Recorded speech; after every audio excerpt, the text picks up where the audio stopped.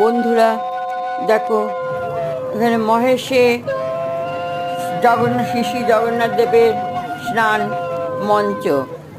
এটা স্নান মঞ্চে শ্রী জগন্নাথ দেবকে জগন্নাথ দেব, বলরাম এবং সুভদ্রাকে এখানে স্নান করানো হয়েছে এই মঞ্চে, এবং তারই এখানে পূজা হচ্ছে। দেখো বন্ধুরা, আর এখানে দেখো মন্ত্র উচ্চারণে যজ্ঞ করে জগন্নাথ দেবের স্নানযাত্রার মঞ্চে জগন্নাথ দেবকে পূজা করা হচ্ছে। আর এখানে দেখো জগন্নাথ দেবের মহেশের জগন্নাথ দেবের মন্দির দেখালাম। এবার তোমরা দেখো বন্ধুরা ভালো করে।